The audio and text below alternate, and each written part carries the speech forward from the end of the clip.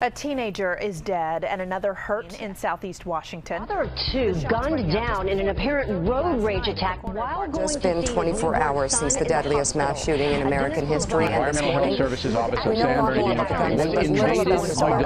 50 people dead, 29 dead, 17 injured.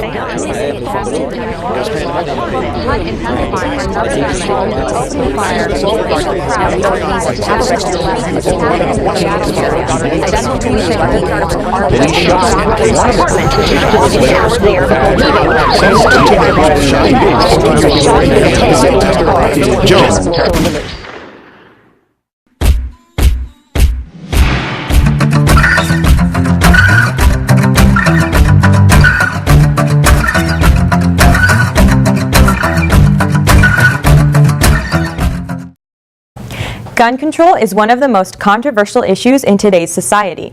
Throughout the world, people dispute over citizens' rights to have firearms and the government's entitlement to take that right away from them. A year ago, United States President Barack Obama took a stance on this issue, causing the entire world to erupt with debate. But we are the only advanced country on earth that sees this kind of mass violence erupt with this kind of frequency. It doesn't happen in other advanced countries. It's not even close. And as I've said before, somehow we become numb to it and we start thinking that this is normal.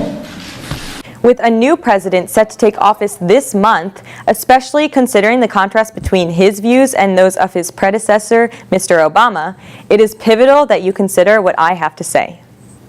Dear Mr. Trump, you argue that it is our constitutional right to bear arms. And you're not wrong about that. The Second Amendment of the U.S. Constitution indeed states, a well-regulated militia being necessary to the security of a free state, the right of the people to keep and bear arms shall not be infringed. But please realize that gun control is not the outlawing of guns. It is not an undermining of our constitutional rights.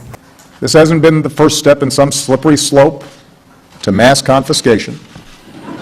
This is not a plot to take away everybody's guns. Gun control is simply the regulation of selling, ownership, and use of firearms. And what's often ignored in this debate is that a majority of gun owners actually agree.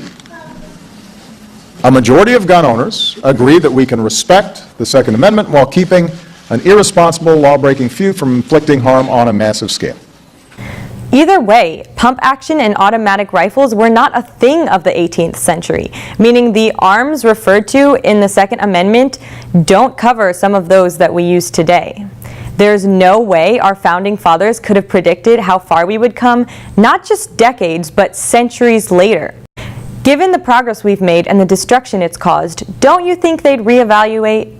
With all due respect, that argument is just a little bit outdated. In any case, ordinary civilians shouldn't need a lethal weapon to feel safe, especially because they don't actually guarantee safety.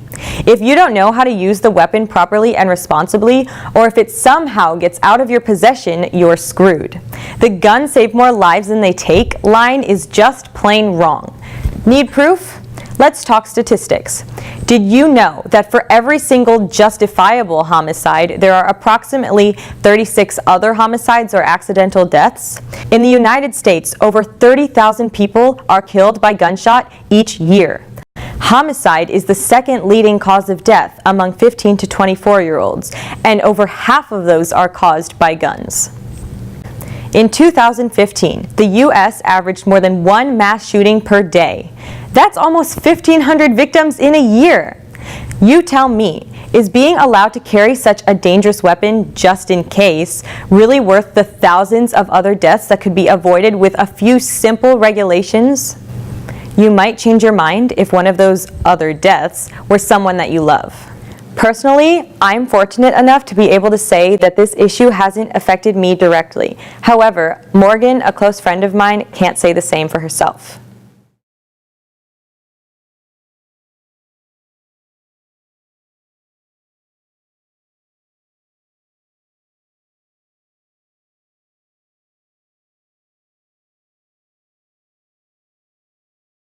And they shot and killed Dominique right on the spot, and they shot my other cousin Demp. And after a year of being bedridden and just being cared for by my cousin, Demp finally regained memory of what happened during that night when Dominique was killed, and he ended up killing himself because of just all the trauma he went through, and that was just a very hard time for our family.